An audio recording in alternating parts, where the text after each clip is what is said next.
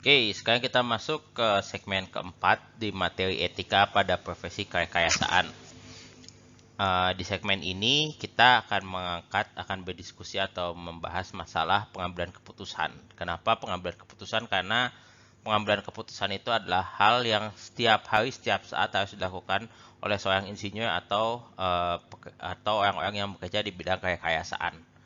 Dan keputusan itu impaknya sangat sangat bisa berpengaruh ke orang lain, sehingga setiap keputusan harus didasarkan pada etika tertentu. Sehingga ada di sini saya coba membuat satu sesi khusus mengenai tentang bagaimana kita mengambil keputusan. Jadi salah satu hal yang menarik sebenarnya atau yang penting dalam mengambil keputusan adalah pada saat kita mengambil keputusan, kita tidak hanya berpikir tentang masalah teknis gitu. Jadi kita tidak hanya berpikir masalah mana yang lebih mudah, mana yang lebih sulit atau mana yang lebih murah gitu, tapi di dalamnya kita harus membahas juga masalah bagaimana pengaruh kita terhadap lingkungan sekitarnya atau terhadap orang lain. Jadi ada aspek moral di dalam setiap keputusan yang kita ambil sebagai insinyur atau pekerja di bidang rekayasa. Nah, dalam mengambil keputusan ada beberapa hal yang perlu kita pertimbangkan. Yang pertama adalah pihak yang terdampak gitu. Jadi pada saat mengambil keputusan kita harus mempertimbangkan nih, efek dari keputusan kita seperti apa, pihak mana saja yang akan dipengaruhi oleh keputusan kita. Dan bahkan kalau kita berbicara pihak yang terdampak ini, ada yang sifatnya teknis. Jadi pengambilan keputusan kita ini akan mempengaruhi orang lain secara teknis atau mempengaruhi orang lain dalam aspek yang lain, misalnya keselamatan. Tuh. Lalu yang kedua, pada saat kita mengambil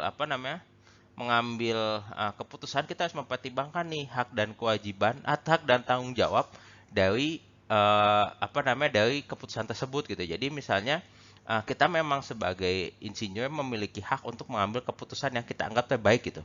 Nah, tapi di balik keputusan itu ada tanggung jawab di dalamnya gitu. Jadi kita harus hati-hati dalam mengambil keputusan, sehingga salah satu elemen penting dalam kita mengambil keputusan adalah kita harus mengambil informasi sebanyak mungkin.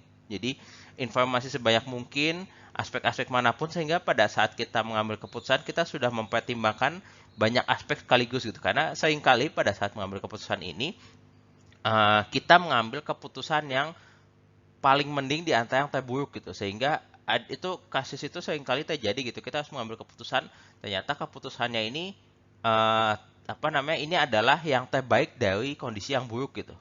Nah, sehingga pada saat mengambil keputusan kita memerlukan informasi sebanyak-banyaknya sehingga kita bisa mempertimbangkan dampak dari keputusan kita. Jadi tahap pertama adalah mengidentifikasi nih. Jadi hal-hal tadi. Lalu yang kedua, kita harus mempertimbangkan alternatif solusi gitu. Jadi dalam kerekayasaan biasanya solusi terhadap satu masalah itu tidak hanya satu. Ada banyak gitu. Jadi pada saat kita mengambil keputusan kita harus mempertimbangkan kalau kita mengambil keputusan-keputusan yang lain itu impaknya akan seperti apa, sehingga keputusan akhir yang kita ambil sebenarnya merupakan keputusan yang mempertimbangkan macam-macam solusi. Nah, terakhir itu tadi kita pada saat mengambil keputusan kita identifikasi konsekuensi yang mungkin terjadi gitu. Jadi setiap kita mengambil keputusan itu sebenarnya ada banyak konsekuensi yang pasti akan terjadi, konsekuensi logis dari keputusan kita. Jadi kita harus identifikasi konsekuensi yang logis, konsekuensi yang pasti akan ada seperti apa, dan kita pilih nih. Kita pilih yang terbaik, atau misalnya pada kasus tertentu kita pilih yang efeknya paling minimal atau paling tidak buruk di antara keputusan yang lain. Nah, kalau kita mengambil keputusan kan di dalamnya ada aspek moralitas nih, di dalamnya nih ada aspek moralitas gitu.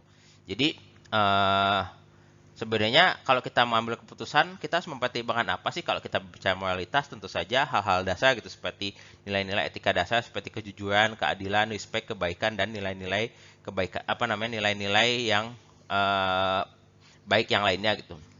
Tapi pada beberapa kasus kita bisa melakukan yang disebut dengan moral test. Jadi moral test itu adalah sebuah tes di mana kita melakukan refleksi, kita melakukan evaluasi bagaimana efek dari keputusan kita. Ada beberapa moral test dan kita akan coba bahas sedikit di sini. Yang pertama adalah harm test gitu. Jadi kita mempertimbangkan keputusan ini kerusakannya akan seperti apa di jangka pendek dan jangka panjang. Jadi keputusan kita mungkin akan mempertimbangkan kerusakan dan kita pertimbangkan di mana kerusakan yang kerusakan yang paling minimal di jangka pendek dan jangka panjang.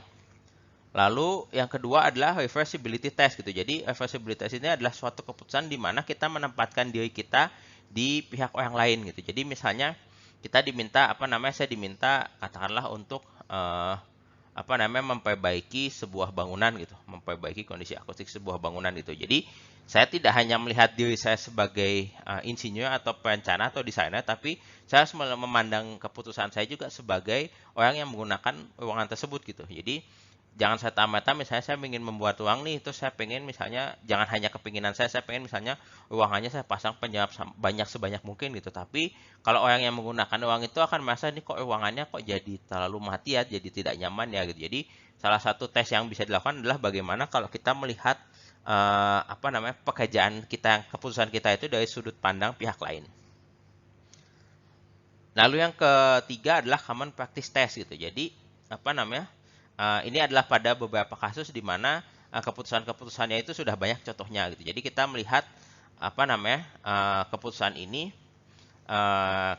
kita bandingkan dengan common practice yang ada di lapangan gitu. Orang biasanya mengambil keputusan apa sih? Orang mengambil keputusan apa sih ini?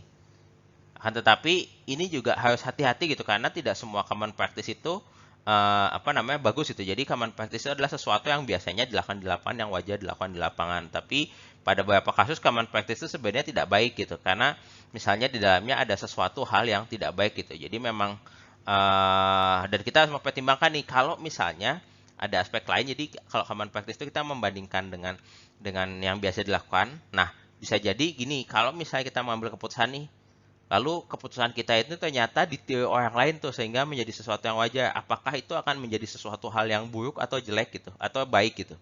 Itu yang disebut dengan common practice test. Yang selanjutnya adalah legality test. Kalau ini sederhana gitu. Jadi apakah keputusan kita itu melanggar hukum atau tidak? Moral test yang lain adalah colleague test gitu. Jadi kita melihat kacamata pekerjaan kita itu kalau dari sudut pandang kolega kita yang memiliki kemampuan yang sama. Jadi kita memikirkan kalau misalnya kolega saya mengambil keputusan ini, kira-kira dia akan mengambil keputusan apa sih gitu. Itu jadi dia bandingkan dengan keputusan yang kemungkinan akan diambil koleganya. Lalu ada yang disebut dengan wise relative test gitu.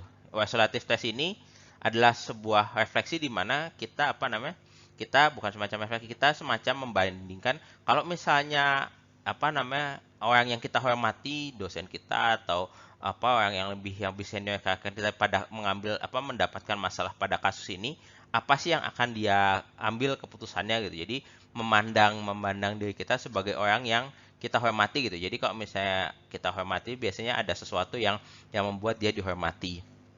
Lalu ada mirror test. Mirror test ini adalah pencerminan diri gitu. Jadi refleksi diri sendiri, apakah untuk menjawab sebenarnya kalau pekerjaan ini dilakukan, apakah saya akan bangga terhadap pekerjaan ini atau saya tidak akan bangga atau saya malu atau tidak gitu. Jadi ini yang disebut dengan mirror test. Nah, yang terakhir yang saya jelaskan di sini yang disebut dengan publicity test. Jadi publicity test ini kita membayangkan kalau misalnya hasil pekerjaan kita diberitakan, dipublikasikan gitu. Apakah penilaian masyarakat itu akan bagus atau tidak terhadap pekerjaan saya. Jadi lebih memandang kalau misalnya dinilai secara umum pekerjaannya seperti apa. Jadi memang moralitas ini menjadi sesuatu yang hal penting, dan karena kita sebagai insinyur atau pekerja di bidang rekayasa harus mengambil keputusan, si aspek moralitas ini menjadi sesuatu hal yang harus selalu diperhatikan dalam mengambil keputusan. Itu tadi materi terkait dengan pengambilan keputusan. Nanti kita akan masuk ke segmen selanjutnya yang akan membahas lebih detail mengenai profesi insinyur yang ada di Indonesia. Terima kasih, sampai jumpa di segmen selanjutnya.